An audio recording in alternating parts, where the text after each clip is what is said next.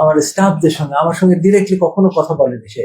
আমাদের স্টাফদেরকে ভয় দেখায়, এই করে সেই করে, আমাকে নিউজ আসে আমাকে চাকরি থেকে উঠাই দেবে, বের করে দেবে, এখানে এই করতে দেবে না, এইসব ভয় দেখাতো এরকম। তো আমাকে কখনো ডিরেক্টলি বলেনি।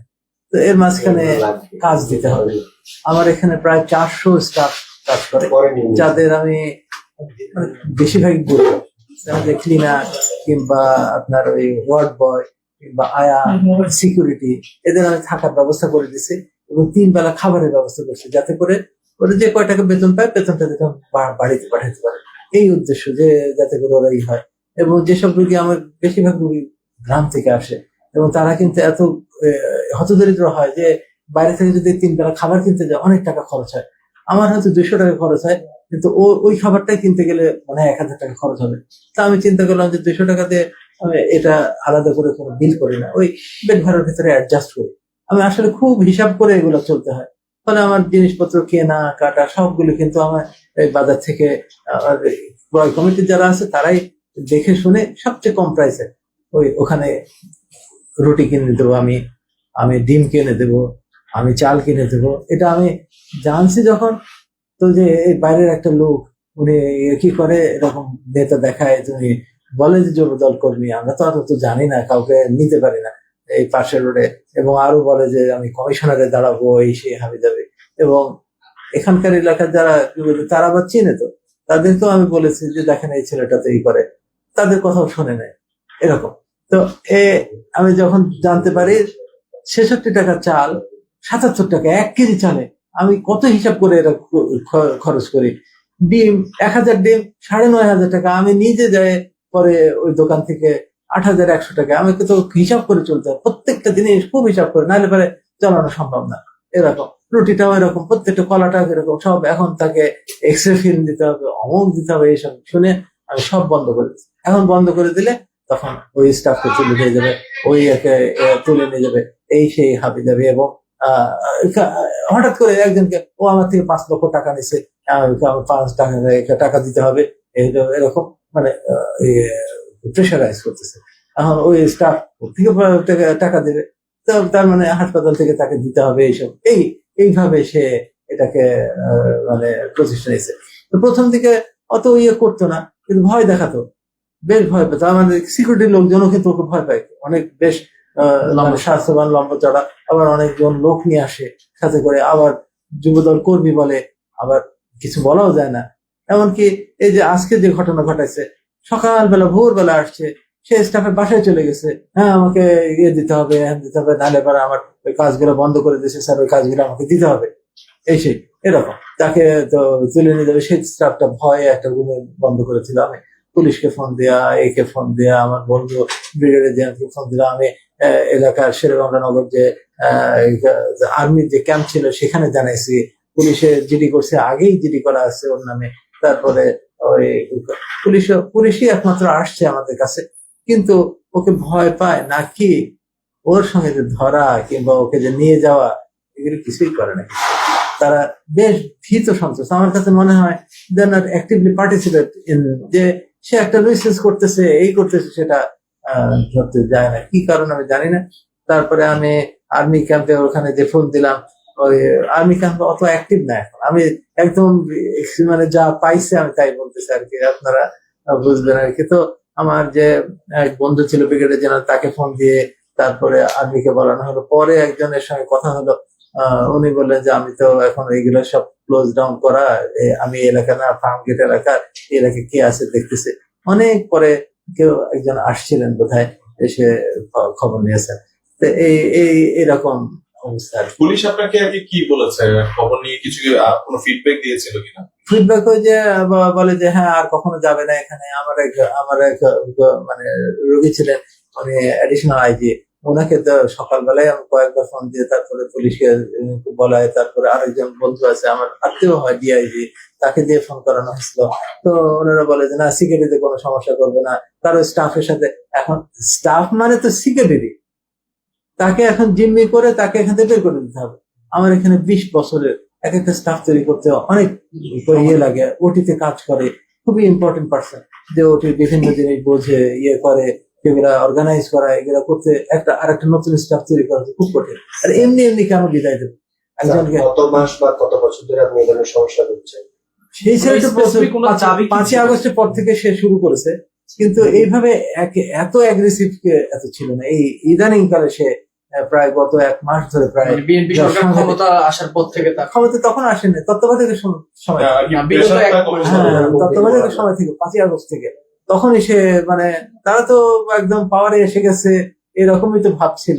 আমরা কখন আসছে? অ্যাগ্রেসিভ তো গত মাসখানেক এরকম খুব অ্যাগ্রেসিভ, সে নতুন সরকার আসবে। একদম সাংঘাতিক অ্যাগ্রেসিভ। যে কমিশনার কি বোঝাতে চাইতো বা কি চাইতো আপনার কাছ থেকে? মূল দাবি এই যে কাজগুলি আমি দেবো, এই যে চাল চাল মইন নাম, এই মইনুদ্দিন নাম, সে যুবদলের কি যেন পোস্ট টোস্টের কথা বলে, আসলে ওরকম পোস্ট আছে কিনা আমি জানি না। তো এখন বলে আমরা যে এখানকার যাদের চিনি যুবদলে তাদেরকে বলছে, তারা তো বলে যে হ্যাঁ ও তো আছে, কিন্তু ও তো কথা শোনে না, আসলেই কথা শোনে না। স্থানীয়রা বলছেন যে সে হ্যাঁ, কথা শোনে না। খারাপ এরকম মন্তব্য করেছেন, অনেকে এরকম মন্তব্য করেছেন। তো আপনার পক্ষ থেকে আপনি বলা হচ্ছে বা বলেছিলেন যে আপনি ঊর্ধ্বতন বিএনপির যারা নেতৃবৃন্দ রয়েছেন তাদের কাছেও আপনার প্রতিকার চেয়েছেন বা অভিযোগ তবে জানিয়েছেন, এই যে তারপরেও কোনো সুরাহা হয়নি। না, ওই যে কার কাছে আমি জানিয়েছেন? ওনাকে ওই যে স্বপন ভাইকে আমার পরিচিত ছিল, আর তো ওরকম একদম বড় লেভেলে আমি ভাবছি যে এটা তো চাল ডাল কিনে দেবে, এটা তো ছোট ব্যাপার। সে যে এইভাবে আমাকে জিম্মি করে ইয়ে করবে এরকম আমি বুঝতে পারিনি, যে আমাকে বড় লেভেলে যেতে হবে। আমি যেতে পারি তো, সব জায়গায় গেলেই তো সবাই অ্যাকসেপ্ট করে। রুহুল কবির রিজভী, উনি আমাদের গুরুগি, তারপরে আরো আছে জাহিদ ভাই, আমার প্রতিমন্ত্রী। খুবই মানে স্নেহ, আমাকে খুব স্নেহ করেন জাহিদ ভাই, যিনি সেন্ট্রাল কমিটির যে ইয়ে আছেন, ওনারা আমাকে খুব স্নেহ করেন। পাভেল ভাই আছেন, ওনার তো মিডিয়া সেলের মধ্যে একজন ইয়া, উনি প্রফেসর আলমগীর পাভেল বগুড়াতে ছিলেন, উনি আছেন। এনারা তো আমার খুব ক্লোজ। তো ওনাদের পর্যন্ত এগুলি তুলতে আমার কাছে লজ্জাও লাগছে যে ওনাদের কাছে এসব কমপ্লেন নিয়ে যাব, কিন্তু যখন এরকম হচ্ছে তখন কার কাছে যাবো? অনেকে না তখন আচ্ছা আমি বলে দেব, এরকম করে দেব, অনেক ছিল। হ্যাঁ, আমি কথা শুনে না তো। আমি কতজনকে বলছি, দেখেন এই ওসি সাহেবকে তো বলছি, আর একজন এসপি সাহেবকে বলছি, আর ডিআইজি সাহেবকে বলছি, এর আগে আমি অ্যাডিশনাল আইজি সাহেবকে বলছি, এত লেভেলে বলছি। তারপর পুলিশ যে তাকে একটু ধরবে কিংবা বলবে, বলছে হয়তো, কিন্তু একটু কথা শুনে না।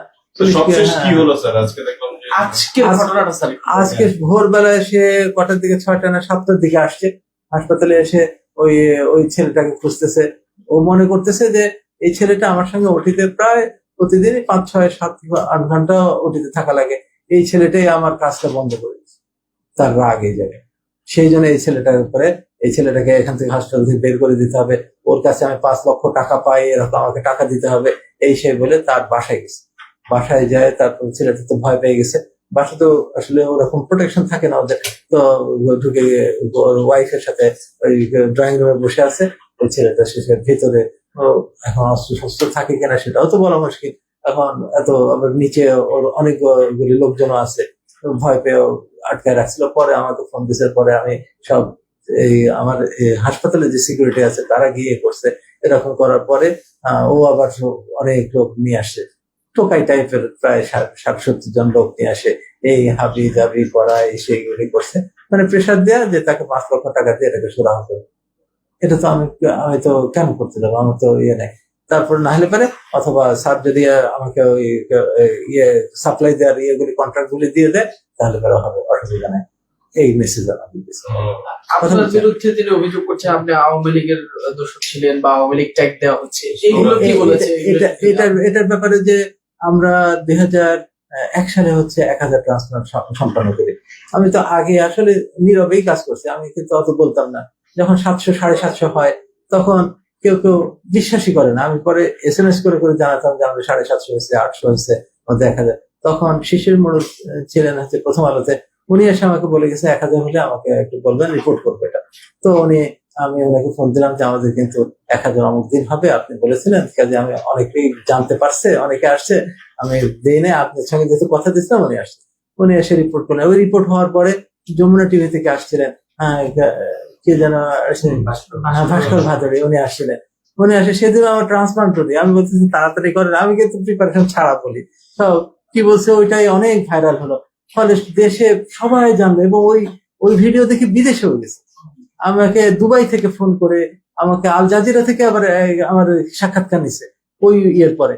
ফলে আমরা যখন 1000 হলো, তখন আমার বন্ধু বান্ধব ছিল অনেকে, অ্যাডিশনাল সেক্রেটারি এরকম, ওরা বললো যে তুমি একটা প্রোগ্রাম করো, আমরা সবাই যাবো। তো ওই প্রোগ্রাম করছিলাম ওই যে ইয়েতে আপনার অফিসার্স ক্লাবে, সেখানে ওই 1000 ট্রান্সপ্লান্টের ইয়ে নিয়ে মানে উদযাপন।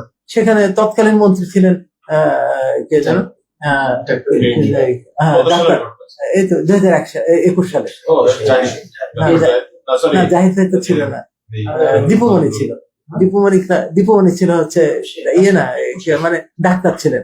তো উনি আসছিলেন যেহেতু ইয়ে হিসেবে, উনি আবার আমাদের ঢাকা মেডিকেলের ইয়ে ছিলেন, আমার ছিলেন। তো উনি আসছিলেন, ফলে ওনার সাথে ছবি তুলছে সবাই। হলে কি হয়, আজকে আমাদের 2000 ট্রান্সপ্লান্ট হয়েছে, কিন্তু এই তত্ত্বাবধায়কের সময় আমি তত্ত্বাবধায়কের সময় করতে পারিনি ওইরকম ভাবে। যে আমার কাছে যে রাজনৈতিক গভর্নমেন্ট আসলে তারা এখন যদি আমাদের এই 2500 হবে কিংবা 3000 হবে, এখন প্রোগ্রাম করলে তো ওই বর্তমান মন্ত্রী তো আসবে, আমাদের সরকারি জিনিসই মেনে চলতে হয়, প্রোটোকল মেনে তাদেরকে দাওয়াত দিতে হয়, তারা আসবে, ওনারা কথা বলবেন, তখন তো ছবি তুলতে হয়। এই ছবিটাই ওরা ফ্লাশ করছে যে এরকম উনি ব্যায়ামটি করে, উনি আওয়ামী লীগ করে, এই করে।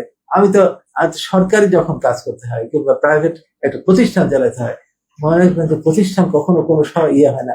আমি সারা বাংলাদেশের লোককে ইয়ে করি, কোনো আমাকে এখানে হিন্দু মুসলমান কিংবা বিএনপি কিংবা বিএনপি এগুলি আমি দেখি না। I did not see even আমার এখানে যে একজন বলতে পারবে না কোনো ডিসক্রিমিনেশন হয়, ইচ এন্ড এভরি পার্সনকে আমাকে সমান ভাবে দেখি। আমি মনে করি তাকে মানুষ হিসেবে নেই। আমার একটা প্রিন্সিপাল আছে যে আল্লাহ পাক যদি সেই মানুষটা যতই খারাপ হোক, যদি খাওয়াচ্ছেন, আমি কেন তারিফ করবো না? তাকে খাওয়াচ্ছেন, পড়াচ্ছেন, সবকিছু করতেছেন, আল্লাহ পাক তাকে ডিসক্রিমিনেট করতেছেন না, তাহলে হয় শুডাই ডু, আমার একটা দায়িত্ব না। এটা আইন শৃঙ্খলা বাহিনী আছে কিংবা যারা মানে ইয়ে আছেন তারা এটা করবে। আমার কাছে আসছে এই প্রবলেম নিয়ে আমি সবাইকে আমি একভাবে, এবং কোন এলাকা ভিত্তিকও বলি না। আমার যে আমার গ্রামের রুগী আসুক, হ্যাঁ গ্রামের তো একটু অগ্রাধিকার চায়, সবাইকে আমি কাজে কোন রাজনৈতিক ইয়েতে প্ল্যাটফর্মে যেতে পারি না আমরা, কেন দরকার পড়ে না। আজকে স্যার কি বলে পরে ওই লোক কিভাবে বিদায় হলো আর কি? পরে তো বিদায় হতে চায় না, এটা পরে 2 দিন টাইম নিছে, 2 দিনের ভিতরে এটা সুরাহা করতে হবে, সেই হাবি যাবি বলে টাইম দিয়ে গেছে। ওই পরে থানায় নিয়ে যাচ্ছে। এখানে তো যেতে যায় না, পরে থানার ওসি সাহেবকে বলে ওই ওদেরকে থানায় নিয়ে যায়। ওই বলে আসছে যে আমরা, আমি তো যাইনি, ওই আমার অ্যাডমিনিস্ট্রেটিভ অফিসার গেছিলেন, যে আমাদের 2 দিন টাইম দেন, 2 দিনের ভিতরে এটা সুরাহা হবে। কে কাকে থানায় নিয়ে গেছে? ওই এই সব লোকজনকে সাথে। স্যার আমি একটা বিষয় জানতে চাই, সেটা হচ্ছে 5 লাখ টাকার যে দাবি করতেছে সে, এটি কি আদৌ কিচ্ছু না, সত্য কিনা? না এটা যে একদম মিথ্যা অভিযোগ, তার কাছে কোনো প্রমাণপত্র নাই, কিচ্ছু নাই, একদম কিছু, এবং নেই আসলে কিন্তু নেই। আজকে 5 লক্ষ টাকা একজনকে বলবে, কালকে, এবং আমি যদি যে সরাহ করা যেত, আমি ভাবছিলাম যে আচ্ছা ঠিক আছে এর ভিতরে যাবা, কালকে আরেকজনকে বলবে যে ও 10 লাখ টাকা দেবো, আমার থেকে 10 লাখ টাকা, নাথিং ইজ দেয়ার, কিচ্ছু নাই। স্যার এটা একটু ইয়া করেন তো স্যার, যে কে কাকে থানায় নিয়ে গেল স্যার? কে কাকে মানে ওরা তো এখান থেকে এসে কেওয়াস সৃষ্টি করছে। আমি তখন পুলিশে দেখতাম, পুলিশের লোকজন এসেও কিন্তু ওদের কিছু বলে না, যে এখানে যে একটা প্রতিষ্ঠান চলতেছে কিছু বলে না। পরে ওসি সাহেবকে ফোন দিলাম যে আপনি এটা থানায় নিয়ে একটা সুরাহা করে দেন, আমার হাসপাতালে রুগীরা চিকিৎসা ব্যাহত হচ্ছে। আমি তখন ওসি সাহেবকে বলেছিলাম যে এটা আপনি যে সিদ্ধান্ত একজনের কিন্তু মানতে তো হবে, না হলে একটা কোর্টে যান, কোর্টে যায় এটা সুরাহা করে দেন, একটা মানতে তো হবে, কারো কথা না মানলে আমি কেমন হবে। তখন ওসি সাহেব বোধহয় বলেছিলেন, তখন উভয় পক্ষকে নিয়ে গেছিলেন। হ্যাঁ এরকম স্যার সবশেষ সমাধান কি হলো আর কি? সবশেষ সমাধান তো মনে হচ্ছে আপনাদেরটাই সমাধান হলো। আমি নেতৃবৃন্দ এসছে, আমরা আপনাকে কি আশ্বস্ত করে গেলেন, যেহেতু এই এলাকার যুবদলের কেউই তাকে থামাইতে পারেনি, তিনি এই এলাকার যুবদলের নাম ভাঙাচ্ছেন অনেকদিন ধরে, তার মানে এই এলাকার যুবদলের নেতা কর্মী কত তার সাথে, সেক্ষেত্রে ওনারা এই পরিস্থিতি কি পদক্ষেপ নিচ্ছেন ওই নেতা কর্মীদের বিরুদ্ধে, আর কি আমি যখন দুপুরে এইসব সবাইকে ফোন দিচ্ছি, তো তখন ওই কিভাবে জানছেন উনি আমার খুব ভক্তই বলতে হবে আমি জানি না যে উনি কালের কণ্ঠ থেকে আমাকে ফোন দিয়েছিলেন। তো নামাজের আগে আমি ধরতে পারিনি, নামাজ পড়ে এসে ভাবছি যে ফোন করব, ইতিমধ্যে উনি আবার ফোন করেছেন। তখন আমি বললাম যে এরকম সমস্যা আপনাকে, উনাকে আগে একদিন জানিয়েছিলাম যে এরকম সমস্যা। আমি ভাবছিলাম যে বোধহয় ও সবাইকে বলছে যেহেতু ও বোধহয় সেটেল ডাউন করবে, না সেটেল ডাউন না করে আজকে যেহেতু এই করছে, তখন ওনাকে বললাম যে না আজকে কিন্তু খুব সিরিয়াস, অনেক কিছু করছে, আমাকে তো প্রেশারাইজ করে 5 লক্ষ টাকা দাবি করতেছে, আমাকে এই কাজ দিতে হবে, ওই দিতে হবে, এগুলো দাবি, এগুলো তো আমি দিতে পারবো না, এদের দিতে গেলে আমি হাসপাতাল চালাতে পারবো না। তো তখন উনি আর বলে যে আমি দুপুরে আসতেছি। তা বললো যে আপনি আসেন। তাহলে উনি আসছেন, উনি আসে বাংলাদেশ প্রতিদিনেরও একজন ছিলেন, দুইজনের কাছে আমি এই কথাটা বললাম। ওটা যখন মিডিয়াতে আসলো, তখন দেখে আমার কাছে মনে হয় আল্লাহ পাক ওনাকে পাঠায় দিছে, এটা হচ্ছে সমাধান হয়ে গেল। তখন দেখে সবাই ফোন করতেছে, আমি তো চিনি না আসলে যুবদলের যে সেন্ট্রাল এমপি সাহেব আসছিলেন এই একটার দিকে, না নয়ন হ্যাঁ ভোলার এমপি উনি, তারপরে যুবদলের সেন্ট্রাল প্রেসিডেন্ট উনিও আসছিলেন, হ্যাঁ সেক্রেটারি উনিও আসছিলেন, এবং আমাকে আশ্বস্ত করে দিচ্ছেন। না ওনারা বললেন যে তো আমাদের কর্মী না এসে এরকম বললেন আর কি, যে এবং ওনারা সাথে সাথে র্যাবের ঊর্ধ্বতন কর্মকর্তাকে ফোন দিলেন এবং আমার সঙ্গে কথা বললেন যে আগামী 1-2 ঘন্টার ভিতরে ওকে ধরা হবে, এরকম আমাকে আশ্বস্ত করে দিয়ে গেছেন। এবং যুব যারা বিএনপি যারা আছে, আমি খুবই কৃতজ্ঞ আপনাদের প্রতি। কৃতজ্ঞতা আমি এই কৃতজ্ঞতা মানে কিভাবে সত্যি আমি জানি না, আমি চিকিৎসা দিয়ে করতে পারি, আর কিছু করতে পারি না, এটুকু দিয়ে আমি করব, অবশ্যই করি, আগেও করতাম, এখন আরো বেশি করবো ইনশাল্লাহ। আপনাদের এই যে মিডিয়ার মাধ্যমে যে সবাই জানতে পারছে এবং সবাই এটা সলিউশন হয়ে গেল, মনে হয় এটা খুব সুন্দর সলিউশন হয়ে গেল। এবং রাজনীতিবিদরাও যে সবাই প্রম্পটলি সাথে সাথে চলে আসছেন, রাত 1টা বাজে তখন চলে আসছেন। আমি অবশ্য সারা রাতে হাসপাতালে থাকি, হাসপাতালে অপারেশন করে তার খুব ভোরবেলার দিকে যাই। তো এই ওনারা আসছেন, আশ্বস্ত করে গেছেন, এর জন্য আমি ওনাদের প্রতিও বিএনপি যারা মানে নেতৃস্থানীয় তাদের প্রতি কৃতজ্ঞতা জানাই, এবং সবচেয়ে বেশি কৃতজ্ঞতা আপনাদের কাছে জানাই আমি। আপনাদের এই তথ্যের কারণে আসলে তথ্যই আসলে মানুষকে মনে হয় অনেক বিশৃঙ্খলা থেকে বাঁচিয়ে দিতে পারে, অনেক মানে খারাপ জিনিস থেকে বাঁচিয়ে দিতে পারে।